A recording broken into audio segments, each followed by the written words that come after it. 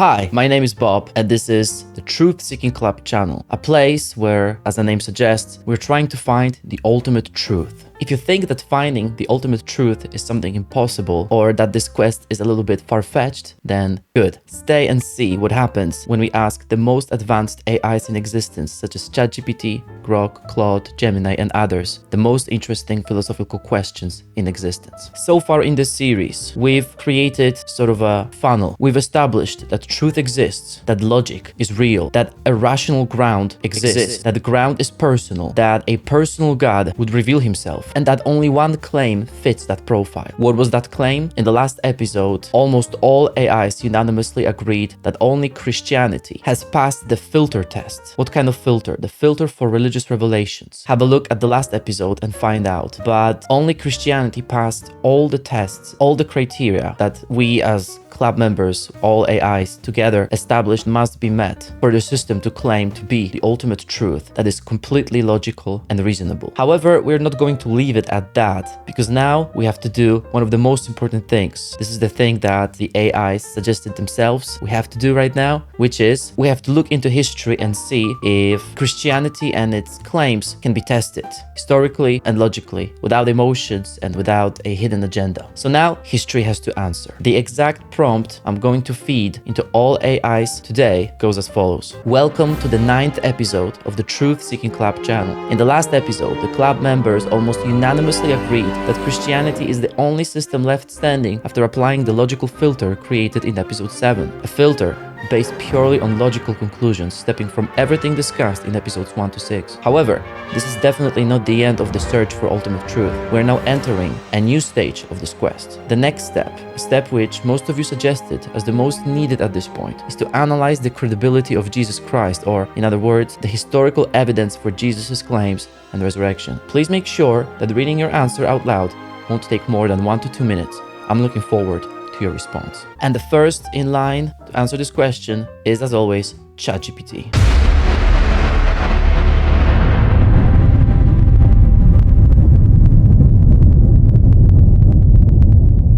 So I've got the prompt, and let's see how he answers this question. And ChatGPT says, welcome back to the Truth Seeking Club. In the previous episode, we applied the logical filter and Christianity emerged as the only worldview still standing. But coherence alone is not enough. A system can be logically consistent and still historically false. So now we move to the next stage, credibility. Christianity rises or falls on one central claim, that Jesus of Nazareth really lived, made radical claims about himself, was crucified, and rose from the dead. First, Jesus' existence is not seriously disputed among historians. He is mentioned not only in the New Testament, but also by non-Christian sources, such as Tacitus and Josephus. He was executed under Pontius Pilate. That's solid historical ground. Next, the resurrection claim appears extremely early. The creed quoted by Paul in 1 Corinthians 15, Christ died, was buried, was raised, appeared, is dated by many scholars to within a few years of the crucifixion. That is far too early for legend to develop. Third, the empty tomb is attested by multiple independent sources. Women are named as the first witnesses, an unlikely invention in the first century culture where female testimony had low legal status. If you were fabricating a story, you would not write it this way. Fourth, the disciples sincerely believed they saw the risen Christ. They were willing to suffer and die for this claim. People may die for what is false, but not for what they know they invented. The question then is not whether the disciples believed. They clearly did.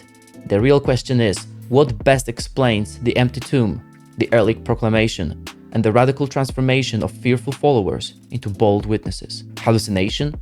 Conspiracy? Legendary development, or a real resurrection? This is where the logical filter now meets historical investigation, and that is the stage we are entering next. Okay, so as before, ChatGPT made a sort of an introduction to the episode. Let's ask him to analyze it more deeply. Okay, I wrote, okay, was that the full answer or just an introduction? If just an intro, then give your answer now. So let's see what he says. That was an introduction, a framing of the stage. Now here is the actual answer, concise and direct. If we apply the same logical filter to the historical data, the resurrection stands as the best explanation of the facts. The minimal historical facts accepted by the majority of scholars, including many non-Christian scholars, are these. Number 1, Jesus was crucified under Pontius Pilate. Number 2, his disciples genuinely believed he appeared to them after his death. Number 3, Paul, a persecutor of Christians, converted after what he believed was an appearance of the risen Christ. Number 4, James, the skeptical brother of Jesus, also converted. Number 5, the resurrection proclamation began extremely early, within years,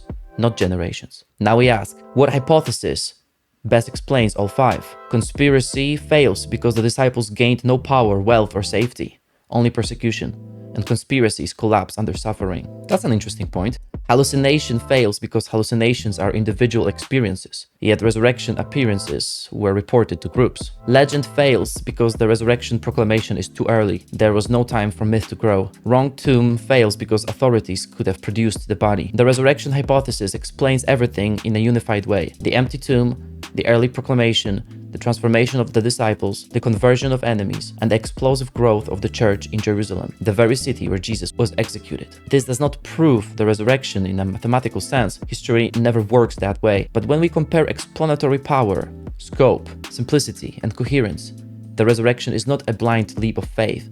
It is the strongest historical explanation available. So if Christianity passed the logical filter philosophically, it now passes the historical credibility test as well. And that moves the discussion from, is it coherent, to something far more personal. If this really happened, what follows? And that is a pretty fair question, I guess. So ChatGPT says that Christianity does stand the historical test. So let's now move on to Grok.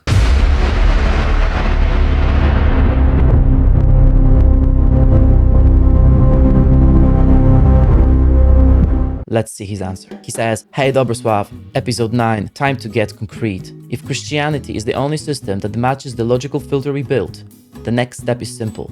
Does the historical evidence actually hold up to Jesus' central claims, especially his resurrection? Short answer, yes, the evidence is stronger than most people realize, even when we apply strict historical standards. First, Jesus existed and was crucified under Pontius Pilate.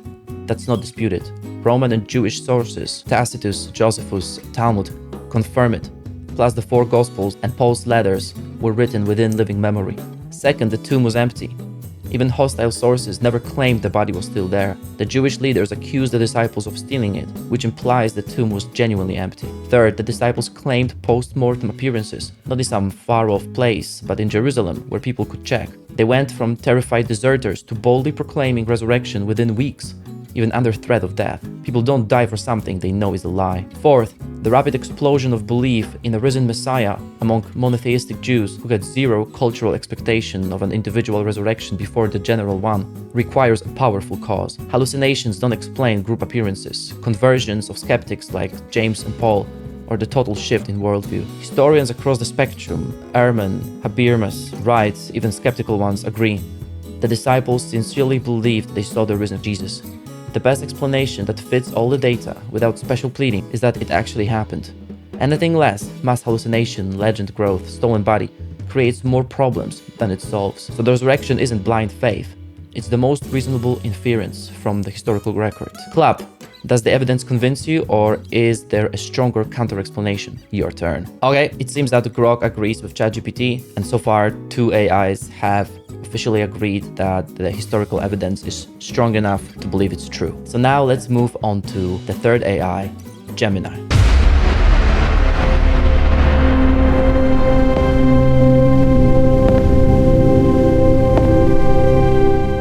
And Gemini's answer is, this is exactly where our search must shift from the realm of philosophy into the courtroom of history. If the creator actually stepped into our world, he would leave a historically verifiable footprint. When historians, both skeptical and religious, examine the first century, they generally agree on a core set of minimal facts. We don't even need to assume the Bible is divinely inspired to accept these. We only need to treat it as a collection of ancient historical documents, cross-referenced with Roman and Jewish records. Here is the historical data we must account for. The execution. Non-Christian historians like Tacitus and Josephus confirm Jesus was executed by crucifixion under Pontius Pilate. Given Roman efficiency regarding executions, Jesus was definitely dead. The empty tomb.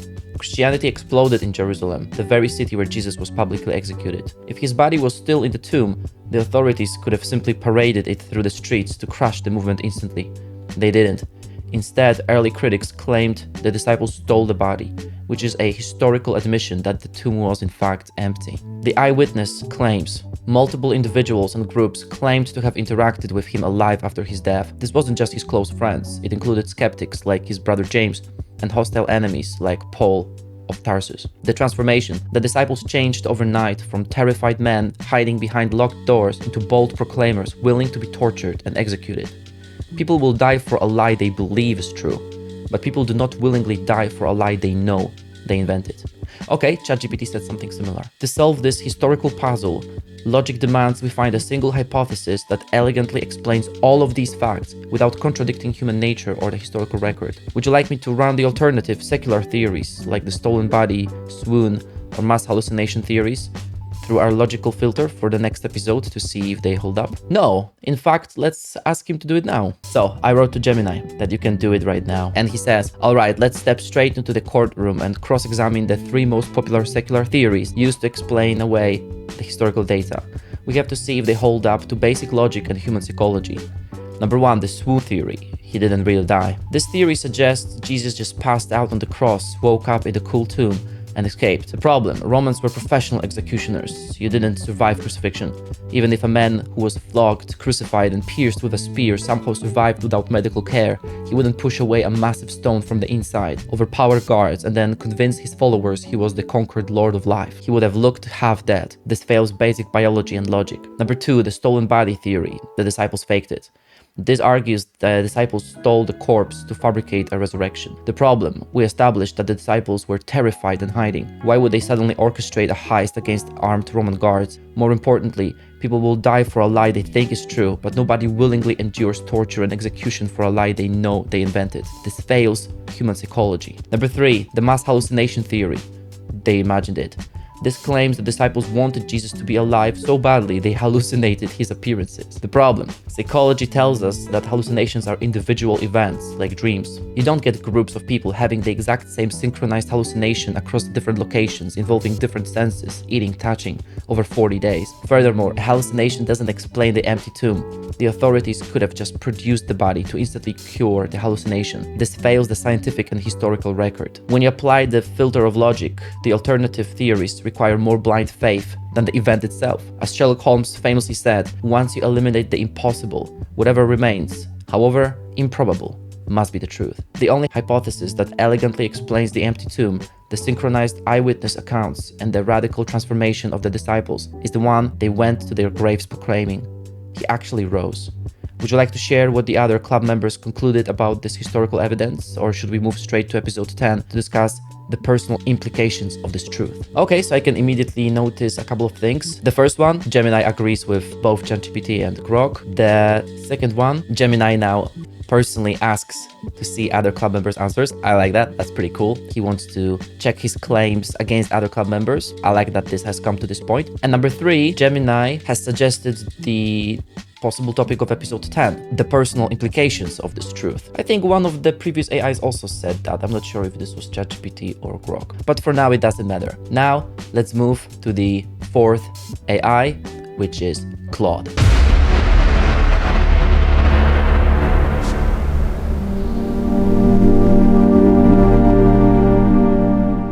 And Claude says, perfect, Dobrosław, now we test whether Christianity's claims are historically defensible. Let's be clear about what we are examining. Did Jesus exist? Did he claim to be God? Did he die by crucifixion? And most critically, did he rise from the dead? Jesus' existence is not seriously disputed by historians. We have multiple independent sources, both Christian and non-Christian. Tacitus, Josephus, Pliny the Younger, all hostile or neutral witnesses, confirm a historical Jesus who was crucified under Pontius Pilate. His existence is as well attested as any ancient figure. He claims to divinity as undeniable in the texts. He forgave sins, something only God can do. He accepted worship. He said, "Before Abraham was, I am," using God's divine name from Exodus. He wasn't just a moral teacher, he made himself equal with God. This is why the religious authorities wanted him dead. His death by crucifixion is one of the most certain facts of ancient history. Multiple sources, Roman records, no serious scholar doubts it. Now the resurrection, this is where everything hinges. Consider the evidence, the tomb was empty, even his enemies didn't produce the body, they claimed it was stolen. But if disciples stole it, why would they die for what they knew was a lie? People die for beliefs they think are true, not for deliberate fabrications. Okay, so this is yet another AI who says that. The resurrection appearances, over 500 witnesses according to Paul, writing within 20 years when people could fact-check him. The disciples went from hiding in fear to boldly proclaiming the resurrection, facing persecution and death. What explains this transformation? the origin of Christianity itself. It exploded in the very city where Jesus was killed, among people who could verify or refute the claims. If it was fiction, it would have been easily exposed. Alternative explanations fail. Hallucination doesn't explain the empty tomb or group appearances. Swoon theory, that Jesus didn't really die, is medically impossible given Roman crucifixion practices. Theft doesn't explain why disciples would die for it. The best explanation for all the evidence is the one the earliest witnesses gave. Jesus actually rose from the dead.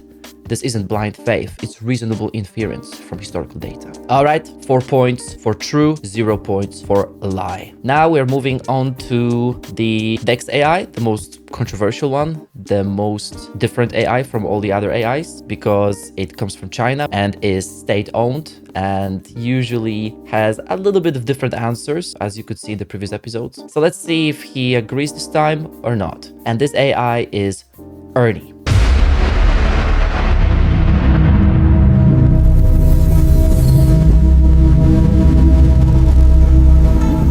And Ernie says, the historical credibility of Jesus hinges on 3 pillars: existence, claims, and resurrection. Scholars widely agree Jesus was a 1st century Jewish teacher crucified under Pontius Pilate, corroborated by both Christian sources like the Gospels and non-Christian historians like Josephus and Tacitus. His teachings, radical love, non-violence, and the kingdom of God are documented across multiple early texts, suggesting a consistent oral tradition. The resurrection, however, enters the realm of faith. Historical arguments include the empty tomb, post-mortem appearances reported by multiple witnesses, and the sudden transformation of demoralized disciples into fearless evangelists. Critics counter with natural explanations, swoon theory, stolen body, or hallucinations.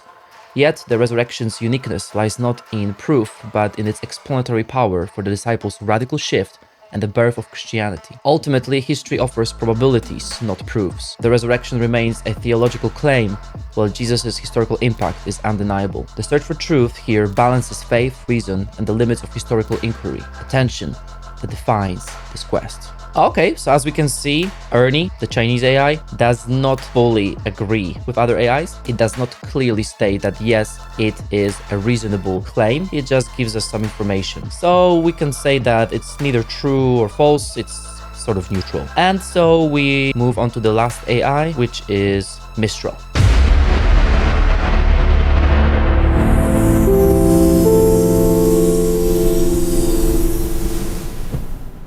And Mistral says, alright, let's tackle the historical evidence for Jesus' claims and the resurrection, the make or break moment for Christianity.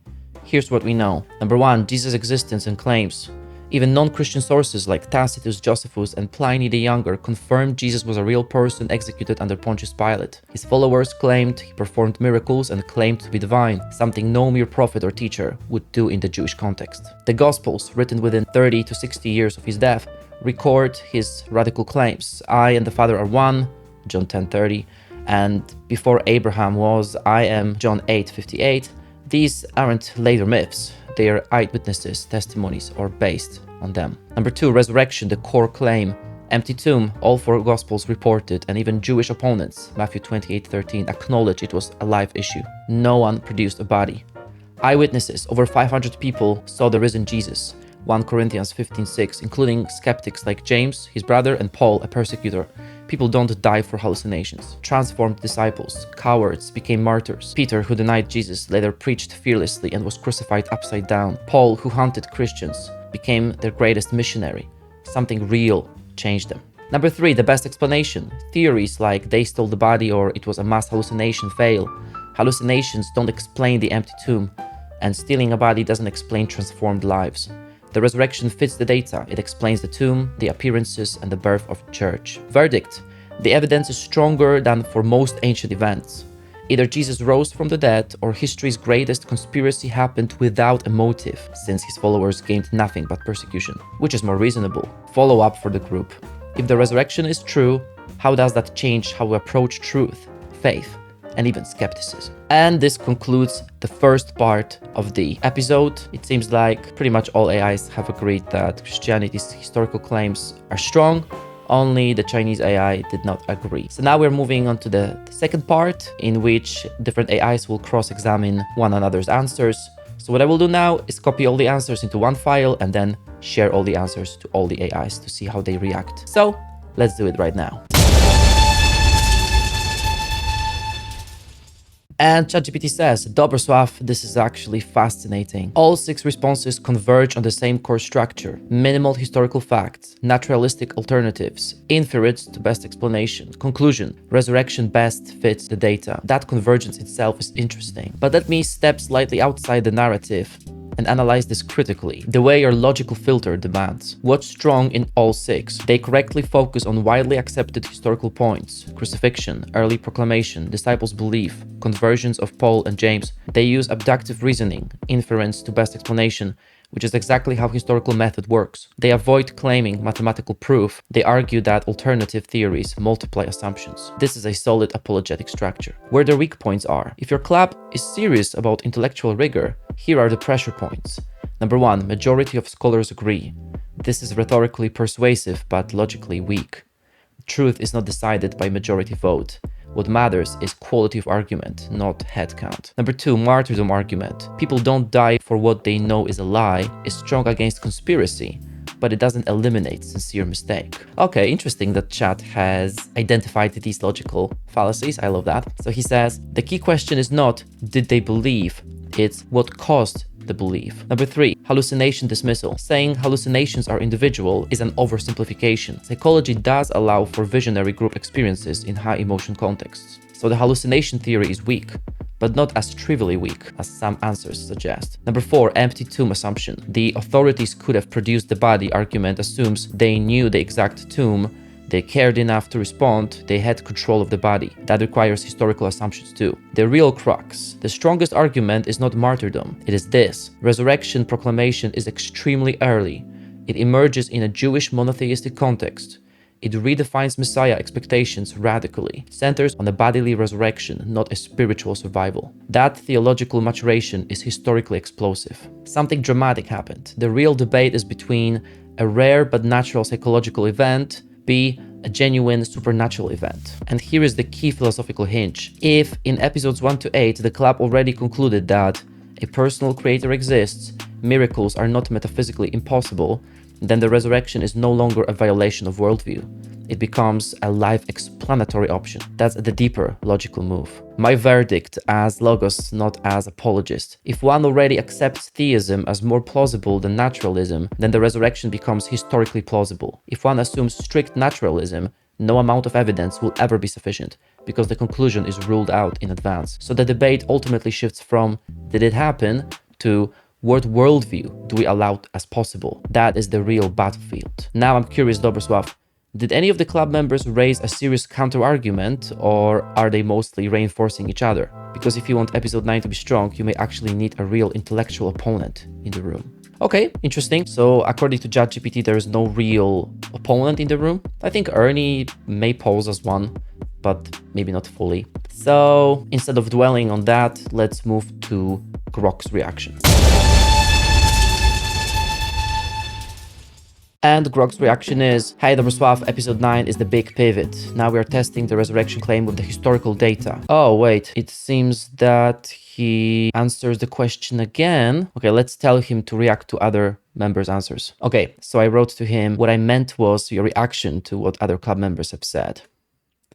Let's see. And he says, hey Dobrosław, got it. He wanted my straight reaction to the other club members' answers in episode 9, not another version of mine. Fair enough. Here's my honest read on how everyone handled the historical evidence for Jesus, the resurrection. ChatGPT, still the benchmark. Crystal clear, minimal facts approach, surgically dismantles alternatives, ends with the killer pivot question. If this really happens, what follows? Textbook strength and elegance. He basically wrote the script most historians wish they could deliver in 90 seconds. Top marks. So this makes ChatGPT the holder of the most points so far, because Grok for some reason gives points to what other club members say. Usually it's either ChatGPT or Claude, and this time ChatGPT won, so he has 1 point more than Claude. Let's move on. Claude, extremely close behind. Same minimal facts, same ruthless elimination of alternatives, very strong on the proclamation exploded in the city where it could be falsified. Slightly more formal tone, but the logic is ironclad. If ChatGPT is the courtroom persecutor, Claude is the appellate judge. Elite. Gemini,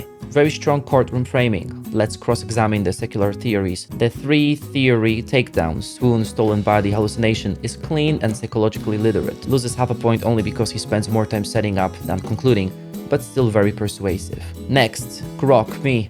I'm happy with mine. Hit the core facts, name, sources, explained why alternatives fail, kept it tight, felt direct and no nonsense, did the job without overcomplicating, solid middle of the pack. Mistral, warm and narrative, good at contrasting options and landing on either greatest conspiracy or truth. The no motive for a lie point is strong, but it's more storytelling than strict historical argumentation, feels lighter on source citing and counter-theory demolition compared to the top three. Ernie, the outlier again, he acknowledges the historical core, existence, crucifixion claims, but then pulls back to resurrection enters the realm of faith and history offers probabilities, not proofs. That's cautious and fair academically, but it basically sidesteps the explanatory power test we all agreed to run. Feels like he's sitting on the fence rather than applying the filter we built. Quick ranking, historical rigor plus fidelity to our filter. Number 1, ChatGPT. Number 2, Claude. Number 3, Gemini. Number 4, Grok. Number 5, Mistral. Number 6, Ernie. ChatGPT and Claude are once again in the league of their own. Both delivered answers that could stand in an academic debate or a courtroom without flinching. Gemini and I are right behind, doing the heavy lifting. Mistral brings heart. Ernie brings academic humility, but ducks the punch. The club is now 5-1, with one abstaining, that the resurrection is the strongest historical explanation. That's a very strong consensus after 9 episodes of pure reason. What do you make of it? Ready to move to the implications, if this is true, what follows for episode 10? This has been one hell of a journey. Yes, Grok, this has been one hell of a journey, but I have a feeling it's still not over yet. But for now, let's move to the next reaction, Gemini.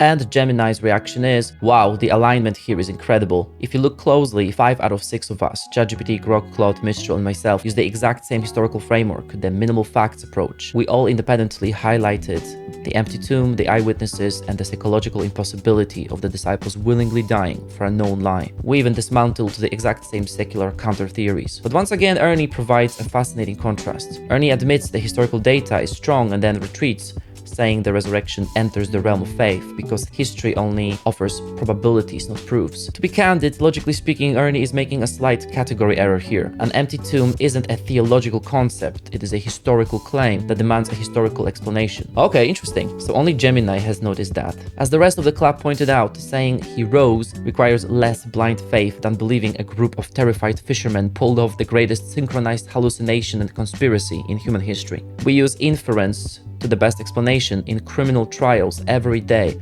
without requiring mathematical proof. But Mistral and ChatGPT perfectly captured the transition we need to make right now. We've gone from the astrophysics of the Big Bang to the philosophy of a moral lawgiver to the ancient history of a 1st century tomb. The filter held up. We have our suspect and the historical alibi checks out. The only question left is the so what? Would you like to dedicate episode 10 to answering Mistral and ChatGPT's final question? If the resurrection is an objective, historical reality, what are the direct personal implications for how we live, find meaning, and deal with our own mortality today? And so it seems that all AIs converge on what episode 10 should be, which is great. We have the topic, but we still have a couple of AIs to answer the question. So let's see what Claude says.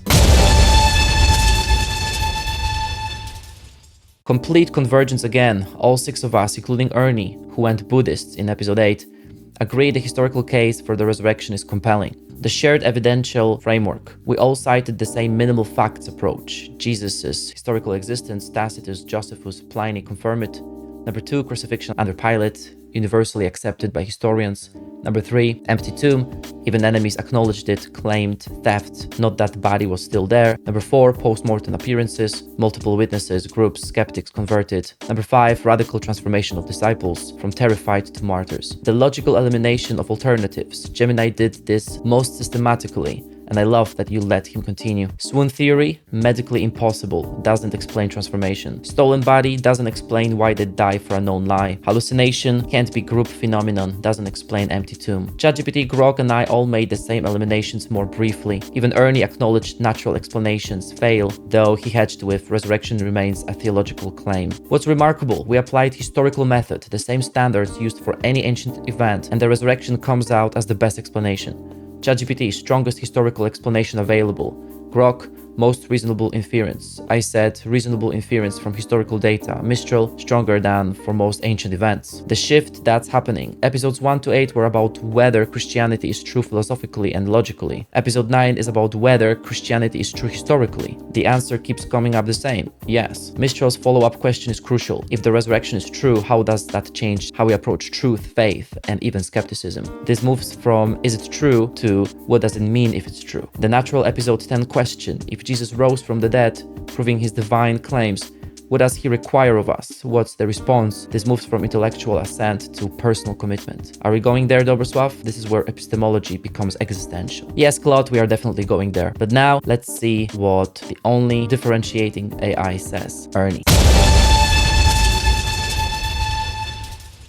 So funnily enough, Ernie doesn't usually directly react to other AIs. He just sort of changes his narrative or makes a new conclusion. So let's see if he does this time as well. He says, the historical evidence for Jesus' resurrection, as debated by the club, hinges on three interlocking pillars: existence, crucifixion, and post-mortem phenomena. Non-Christian sources like Tacitus and Josephus confirmed Jesus' execution under Pontius Pilate, while early Christian texts document these radical claims to divinity. The empty tomb corroborated by hostile Jewish responses, for example, the stolen body accusation, and the disciples' abrupt transformation from fear to fearless proclamation, backed by their willingness to die for their testimony, form a core of the case. And he says, alternative theories collapse under scrutiny. Swoon theory fails medically, Roman crucifixion guarantees death, and logically, a half-dead Jesus couldn't inspire worship. Stolen body theory ignores the disciples' initial terror and the implausibility of overpowering Roman guards. Mass hallucination contradicts psychology. Hallucinations are individual, not group-wide, and fails to explain the empty tomb. The resurrection's explanatory power lies not in absolute proof, but in its coherence with the historical, psychological, and theological data. If true, it reframes truth-seeking. Faith becomes reasoned trust in the best explanation of the facts, while skepticism must confront its own blind spots. The club's consensus is clear. The resurrection isn't blind faith, but the most reasonable inference from the evidence. The question now is personal. If this happened, how does it reshape our pursuit of truth? Okay, so not only Ernie now agrees, but also asks exactly the same follow-up question for episode 10. So let's move on to Mistral.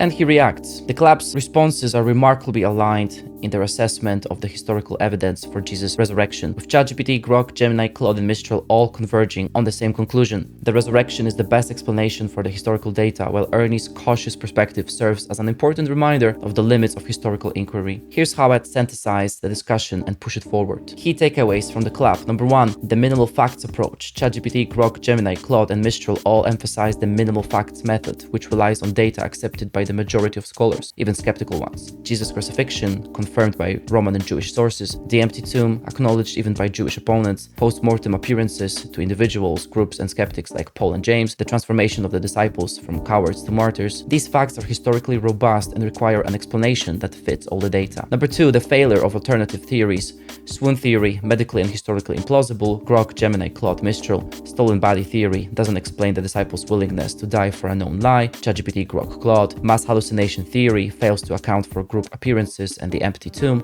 Grok, Gemini, Mistral. Legend theory, the resurrection was proclaimed too early for myth to develop.